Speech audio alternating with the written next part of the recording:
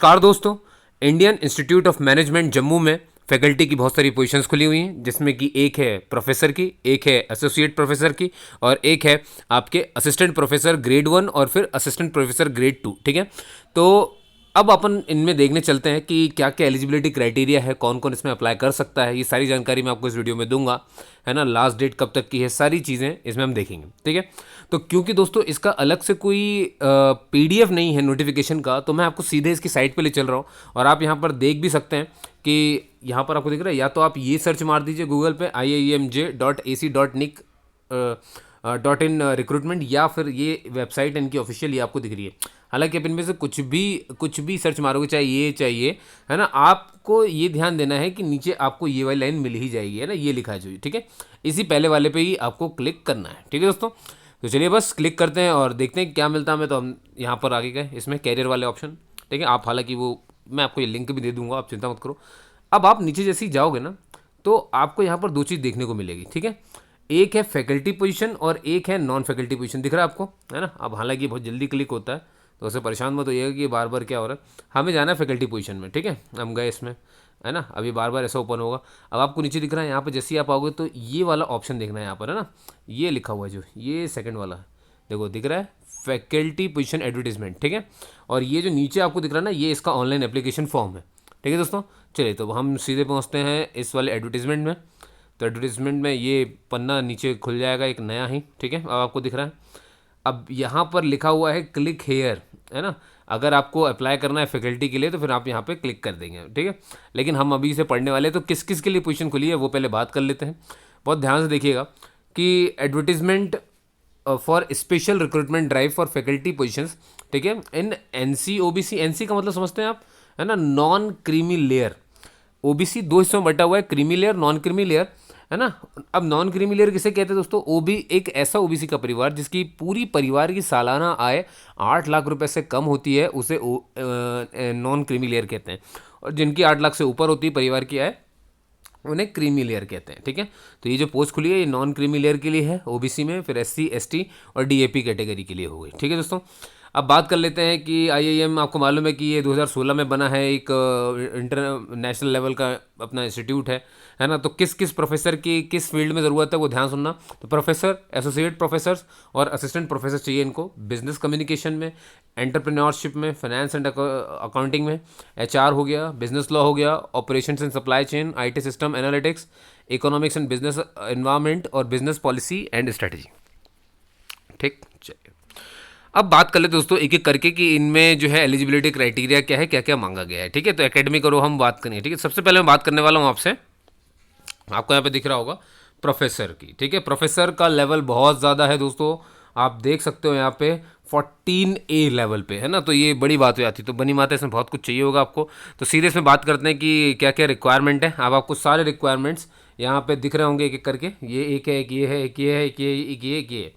ठीक है, सबसे पहला क्या दोस्तों, इनने बोला है कि आपके पास पीएचडी होनी चाहिए, पहली बात तो। ठीक है, और 10 साल का एक्सपीरियंस होना चाहिए पीएचडी करने के बाद। पोस्ट पीएचडी लिखा है ना, पोस्ट पीएचडी का मतलब ही क्या होता है कि आपने 10 साल किया हो काम। ठीक है, अब ये काम कहाँ कहाँ किया गया है मैं ये भी क्लियर करूंगा, ताकि किसी को डाउट नहीं हो कि सर हमने किया तो है लेकिन अब ये मान्य है कि नहीं। तो उसको बहुत ध्यान सुनेंगे।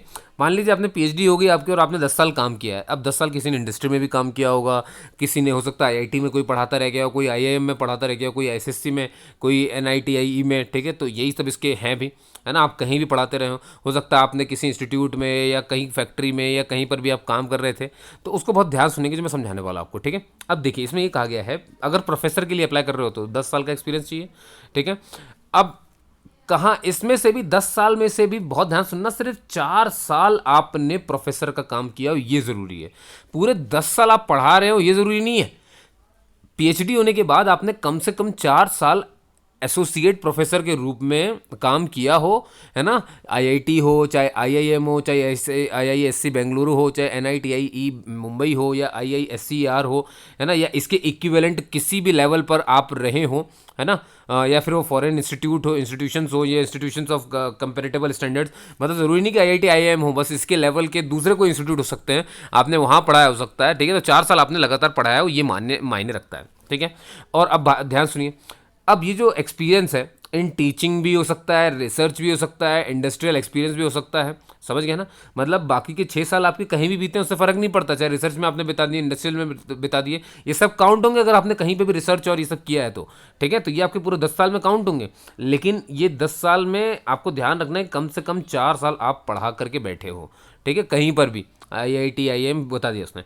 अब ये तो होगी पहली बात कि 10 साल का एक्सपीरियंस चाहिए पीएचडी के बाद, उसमें से 4 साल जो है हमने कहीं पढ़ाया हो, एसोसिएट प्रोफेसर के रूप में काम किया हो, फिर भले हमने 6 साल किसी इंडस्ट्री में काम किया हो, कहीं रिसर्च के फील्ड में काम किया हो, जो भी काम कर रहे थे। ठीक है, अब अगला है दोस्तों कि अगला एलिजिबिलिटी में पहुंचता है प्रोफेसर के कि मास्टर डिग्री होनी चाहिए ग्रेजुएशन की, और वो भी 60% मिनिमम आपके पास ग्रेड होनी चाहिए, फर्स्ट क्लास 60% के साथ। आपकी 12th 60% से हो, आपकी 10th 60% से हो। ठीक है, अब आपको पता है कि SC ST को छूट मिलती है तो मिली हुई है, SC ST को मिली हुई है, डिपार्टमेंटल लोग को भी मिली हुई है भाई 5% का रिलैक्सेशन। ठीक है, वहीं OBC वालों को मिलता है 3% का रिलैक्सेशन, किस में? 10th 12th bachelor degree master degree, इन सभी में इनको 5%। अगर SC ST DAP है तो सब में 5% की छूट मिलेगी, अगर वो OBC है तो 3% की छूट सब में मिल जाएगी, 10th 12th bachelor degree master degree सब में। समझ गए आप सभी के सभी? अब यहीं पे आप देखोगे कि भाई इन्हें कुछ ना कुछ पेपर जो है या जर्नल्स वगैरह में पब्लिश वगैरह करने पड़ते हैं।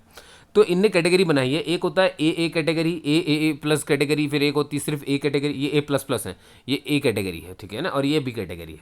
अब कैटेगरी डाउन होती जाएगी तो समझ जाइए पेपर ज़्यादा पब्लिश करने पड़ेंगे, जो कम कैटेगरी होगी उसमें ज़्यादा पब्लिश करने पड़ेंगे, जो बड़ी कैटेगरी है उसमें कम। अब ये इक्विवेलेंट भी होते हैं, जैसे मैं बताता हूँ, देखो अगर अब ये बहुत बड़ी कैटेगरी है तो इसमें कितने पेपर होने चाहिए? मिनिमम 2 पेपर आपके जर्नल में गए होने चाहिए।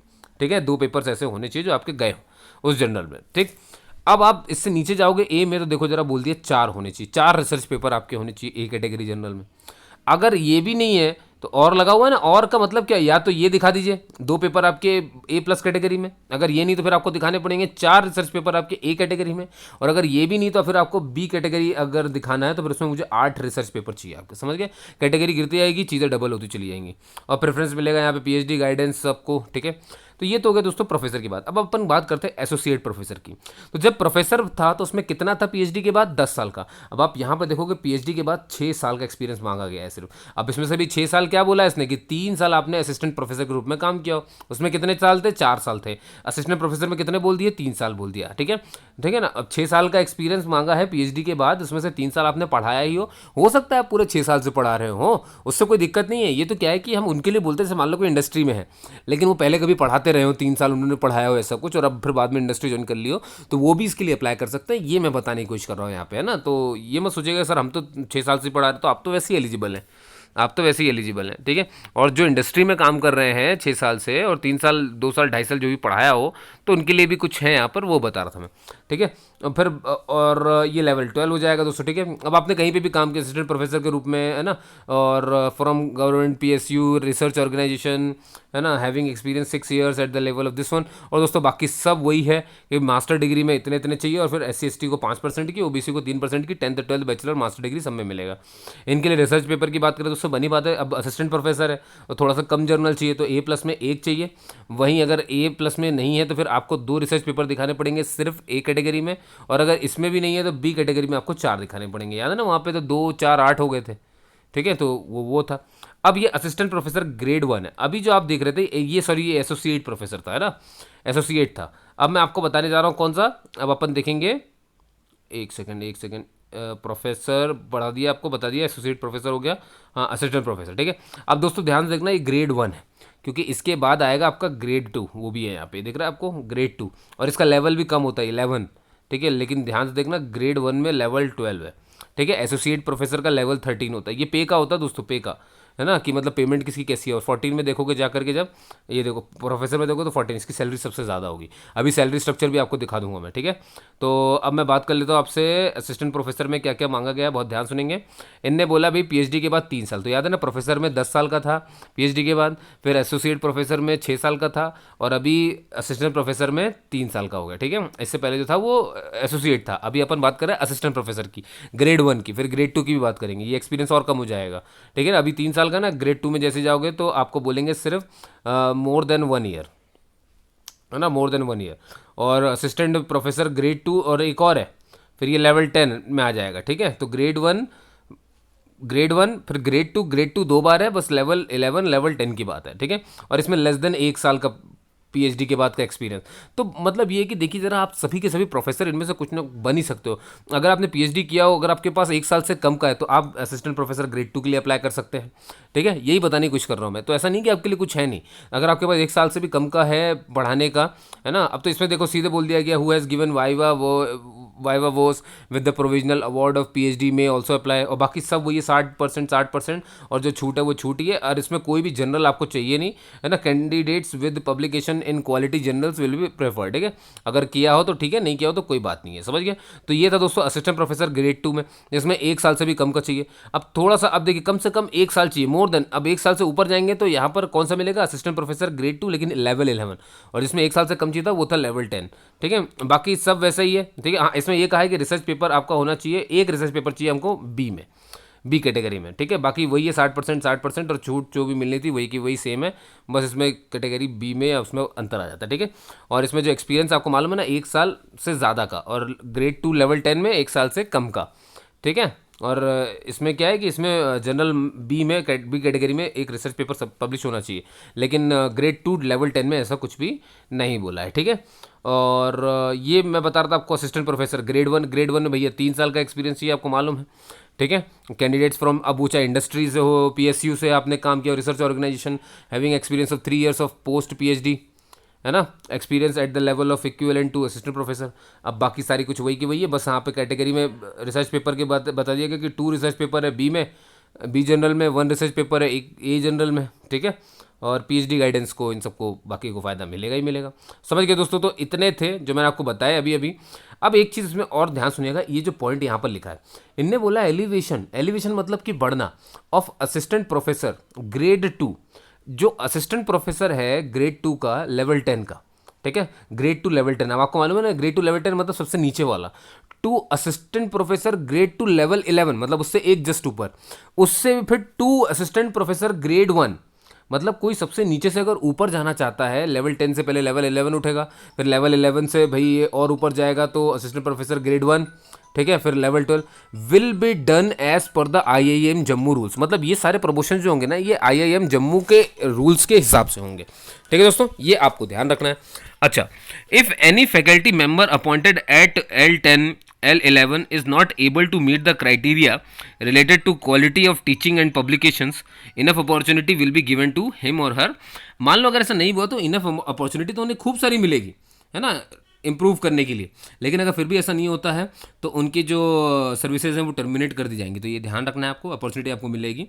अब ये रहा दोस्तों कैटेगरी, ये मतलब बताने के लिए कि क्या क्या पब्लिकेशन, जनरल पब्लिकेशन से ये मानते हैं क्वालिटी किस लेवल की होती है। ठीक है, तो हम उसमें नहीं जाएंगे। जैसे कि मैंने बोला ना, एक पेपर अगर ए रेटेड में है तो ये बराबर होता है 2 पेपर के जो ए में है। ए प्लस प्लस में अगर आपने एक पेपर पब्लिश किया है तो वो बराबर हो गया ए रेट में 2 पेपर के। और ए रेट में 2 पेपर का मतलब बी रेट में 4 पेपर का, बी कैटेगरी में 4 पेपर का होता है। ठीक है, और साथ में ये 2 case along with note published in Harvard Case Publishing, Richard Abbey Emerald will be considered equivalent to 1 paper. ठीक है, और अगर आपने ये केस स्टडी की हुई है, यहाँ पर ये जो लिखा है ना हार्वर्ड में, रिचर्ड में तो इन्हें क्या है, इन्हें क्या माना जाएगा, ये कंसिडर किए जाएंगे equivalent to 1 paper in B category, है ना, 1 पेपर इन बी कैटेगरी। ठीक है, चलिए ये आप समझ गए। अब डेजिग्नेशन देख लेते हैं, स्केल के बारे में क्या मामला है इनका। देखिए भाई, मैंने कहा था ना प्रोफेसर सबसे बड़ी चीज़ है। यहाँ 14 लेवल पे 14 ये पढ़ रहे थे ना आप, याद है, इतनी फीस होती है दोस्तों, देख रहे हो 1,60,000 से शुरू होती है। फिर एसोसिएट प्रोफेसर आता है, याद है ना 13A2 मैंने बताया था, तो उसकी 1,40,000 से। फिर असिस्टेंट प्रोफेसर ग्रेड 1, ग्रेड 2। ठीक है, अब आपको देख रहे होंगे सबके सब असिस्टेंट प्रोफेसर है, लेकिन ये कौन सा वाला है, ये लेवल 12, ये वाला ये लेवल 11, और फिर इससे नीचे वाला आपको दिख गया होगा लेवल 10 का। ठीक है, तो बस सैलरी आपको दिख गई होगी, धीरे धीरे नीचे चलती आएगी, है ना। तो जैसा जैसा, और फिर मालूम है ना प्रमोशंस किस पे निर्भर करते हैं, जम्मू पर निर्भर करते हैं कि जम्मू कैसा प्रमोशंस आपको करवाना चाहता है। समझ गए दोस्तों। और भाई जम्मू वेबसाइट्स पर, ये तो खैर यहाँ पे इसमें इतना कुछ खास इन्होंने बताया नहीं है, बस इनने ये सब चीज़ें बता दी हैं, और इसको आपको ऑनलाइन करना है। अच्छा, एक चीज़ मैं आपको बता देता हूँ कि जो आपका रेगुलर अपॉइंटमेंट आपको क्या करना है, प्रोबेशन पीरियड आपका 2 साल का रहेगा, है ना। अगर आप रेगुलर में जाना चाहते हैं तो प्रोबेशन पीरियड आपका 2 साल का रहेगा, ये आपको ध्यान से सुनना है। ठीक है, मतलब प्रोबेशन 2 साल आपको देखेंगे। ठीक है, नो करस्पॉन्डेंस और queries will be entertained from candidates regarding email delays. अगर ईमेल में कुछ भी डिले होती है तो ये सब की जिम्मेदारी इनकी नहीं होगी, ये आपको ध्यान रखना है। अब last date of for receipt of online application जो है वो 10 अप्रैल है, ये आपको ध्यान रखना। 10 अप्रैल से पहले पहले आपको ये काम कर लेना है अपना, ठीक है दोस्तों, इसका आपको ध्यान रखना है। और बस ठीक है, इतना ही काफ़ी है। बाकी तो मैंने आपको बता दिया कि आपको अप्लाई कैसे करना है। ये देखिए यहाँ पे सबसे ऊपर ये जो मैं लिंक दूंगा ना आपको, इस लिंक में ही आपको समझ में आ जाएगा, है ना। ये देखिए यहाँ पे दिख रहा है ये, ठीक, ये मैं पक्का, हाँ ये देखो ऑनलाइन एप्लीकेशन, ये तो नॉन फैकल्टी हो गया, हम बात कर रहे थे पोजीशन इसकी, है ना। एक तो ये बहुत जल्दी जल्दी क्लिक होता है दोस्तों, थोड़ा सा आराम से करना आप, है ना। हाँ ठीक है। और ये तो एडमिशन, एक सेकेंड मैं आपको पहले वो विंडो दिखा दूँ क्योंकि ये बहुत ज़्यादा सेंसिटिव है। ये रहा फैकल्टी पोजीशन में गए हम, ठीक है। अब मैं इसको आराम से छूँगा, ये दिख रहा है आपको, ये नीचे वाला, ये देखो यहाँ पे, है ना, ये दिख रहा होगा, ये है ना ऑनलाइन एप्लीकेशन रिक्रूटमेंट। तो बस इसको टच करना है ऐसे, ठीक है। और जैसे ही आप टच करेंगे तो आपके सामने एक फॉर्म कि भाई कैसे कैसे क्या करना है, अप्लाई नाउ पे क्लिक कर दीजिए और ये सब बता देगा ये पूरे तरीके से, ठीक है। और रजिस्टर पे यहाँ पर जैसे ही आप क्लिक करोगे, देख रहे हो 10 अप्रैल लास्ट डेट है, ठीक है। ये रहा भैया, ये पन्ना खुल जाएगा, फिर आपको ये फॉर्म भर देना है, नाम डेट सब भर के रजिस्टर करके फिर वापस आना, लॉगिन करना और पूरा फॉर्म भर देना, ठीक है दोस्तों। कहीं कोई डाउट रह जाए तो आप मुझसे पूछ सकते हैं, है ना। और बिल्कुल बेझिझक पूछिए, मैं यहाँ पे हर चीज़ का डाउट का जवाब देता ही देता हूँ, मैंने सारे डाउट के जवाब दिए ही हैं, मैं कोई भी कमेंट ऐसा छोड़ता नहीं इसका मैं जवाब दूँ नहीं, ठीक है दोस्तों। तो मैं आपके लिए इतनी मेहनत कर सकता हूँ एक पूरा PDF पढ़ने के लिए, ठीक है, साइट पर जा करके सब कुछ करने के लिए, तो आप चिंता नहीं करें, आप बस इसे भरें, ठीक है। कोई भी डाउट हो तो आप नीचे क्वेश्चन छोड़ सकते हो, मैं आधे घंटे 1 घंटे जैसे भी मुझे टाइम मिलता है मैं उसमें आपको रिप्लाई ज़रूर देता हूँ, रिप्लाई तो देता ही हूँ, ठीक है दोस्तों। तो बस देखिए यही है बात कि मैं क्या करता हूँ, हर तरह की जॉब्स की यहाँ पे नोटिफिकेशन बताता हूँ जो छुपी हुई हैं, जिनके बारे में ज़्यादातर बातें नहीं होती हैं, ठीक है, क्योंकि लोग SSC रेलवे इन सबसे उभर ही नहीं पाते हैं, तो यहाँ तक पहुँचेंगे कैसे। तो आप बेल आइकन प्रेस करके रखें, ये आपके लिए दोस्तों, ये मेरे लिए नहीं है, ठीक है। सब्सक्राइब और ये बेल आइकन जो होता है ये आपके लिए ही होता है, इससे क्या होता है कि आपको जो चैनल पसंद है उसके सारे वीडियोस के नोटिफिकेशन आपको मिलते रहते हैं। तो ये सबके लिए नहीं करना होता, अगर आपको लगता है कि ये चैनल मेरे काम का है, ये है, तो उसके सब्सक्राइब और बेल आइकन आपको दबा के रखने होता है, ठीक है दोस्तों। तो सब्सक्राइब और बेल आइकन जरूर करें ताकि आपको ये वीडियो मिलते रहें, है ना। इसके अब एडमिट कार्ड या रोल नंबर कैसे कब आएंगे वो वेबसाइट में चेक करता रहता हूँ, वो आप हेडेक मत पालो, वो मेरा हेडेक है। आप बस जुड़े रहो ताकि आपको जानकारी मिलती रहे, ठीक है दोस्तों। तो आपने जो सुना उसके लिए बहुत बहुत धन्यवाद, है ना। सुरक्षित रहें कोरोना वायरस से और टीकाकरण जरूर करवाएं अपने दोनों, अब तो तीसरा भी आ चुका है, और 2 गज की दूरी बनाए रखें, जब भी आप भीड़ में जाएं मास्क जरूर पहनें, ठीक है दोस्तों। उसके लिए तब तक के लिए जय हिंद, जय भारत।